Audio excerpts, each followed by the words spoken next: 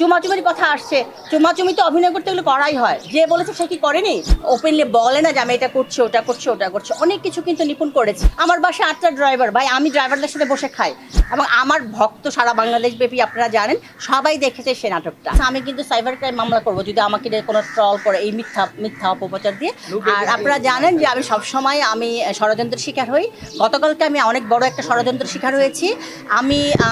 আমাদের personal meeting থাকতে পারে, আমাদের ভোটারদের সাথে বসা থাকতে পারে, কিন্তু অনেকেই আমার সাথে ষড়যন্ত্র শুরু করে দিয়েছে। একজন ভাই এরকম বলেছে যে আপা কিছু পাঞ্জাবি দেবেন, আমি দিব। আমি 100টা পাঞ্জাবি অর্ডার করেছি।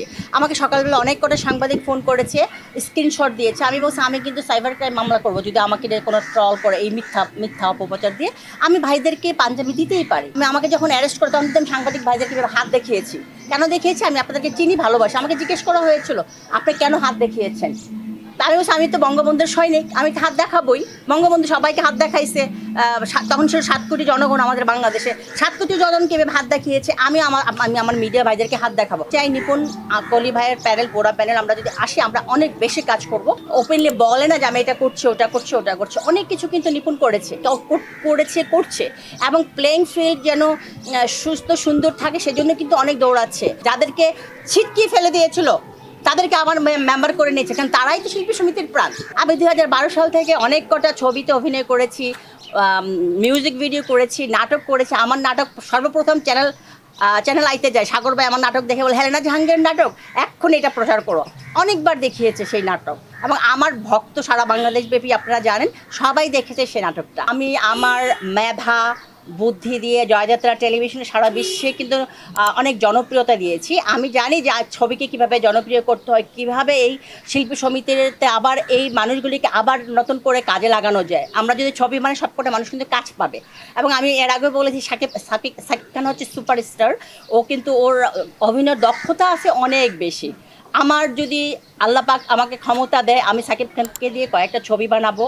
এবং আমার কথা হচ্ছে আমি ছবি করলে যারা কলাকৌশলী আছেন, যারা ডান্সার আছেন, যারা ফাইটার আছেন, তাদের কিন্তু অনেকের কাজ পাবে তারা। আপনারা জানেন যে এর আগেও আমাকে নিয়ে ট্রল হয়েছে, ড্রাইভারের সাথে তুলনা করেছে। আমি গতকালকে অনেক মিডিয়াতে বলেছি আমার বাসায় 8টা ড্রাইভার, ভাই আমি ড্রাইভারদের সাথে বসে খাই।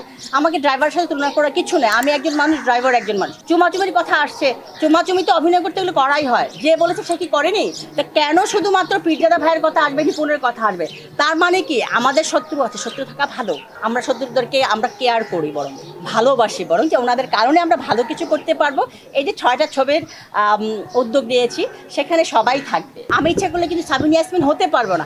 আমি যখন ফেসবুকে আমার গানগুলি দিই, ইউটিউবে দিই, আমি কিন্তু বলি আমি হচ্ছে শৌখিন শিল্পী।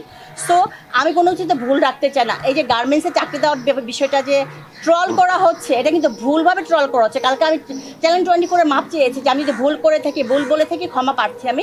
আপনি একজন সাংবাদিক, আপনার পরিবারে কেউ না কেউ বেকার আছে না? নাই? আপনারা বলতে পারবেন বেকার নাই? অবশ্যই আছে। কোনো সাংবাদিক ভাইকে বলবেন না যে আপা আপনার গার্মেন্টসে চাকরি দেন, বা আমার ভাইটাকে একটা ব্যাংকে চাকরি দেন? অবশ্যই বলবেন আপনারা। অনেকে 15 লাখ, 20 লাখ, 25 লাখ, 30 লাখ টাকা নেয়। আমি নট এ সিঙ্গেল কয়েন যে আমি নিয়েছি। আমি কখনো মানুষের কাছ থেকে টাকা নিয়ে চাকরি দিই না। আমি মনে করি এখানে যদি আমি পাশ করি, আমি যদি আমার কমিটিতে আসি, আমি আমার নিজের উদ্যোগে আমি অনেক কটা ছবি বানাবো। 6টা ছবির তো ডিক্লেয়ার দিয়েছি। একটা ছবি বলেছি যে দখল করব। এরপরে দেখবেন কত ছবি আসবে, কত নাম আসবে। বঙ্গবন্ধুকে নিয়ে ছবি করব, আমাদের নেত্রীকে নিয়ে ছবি করব। আমি অলরেডি একটা নেত্রীর ছবিতে অভিনয় করেছি।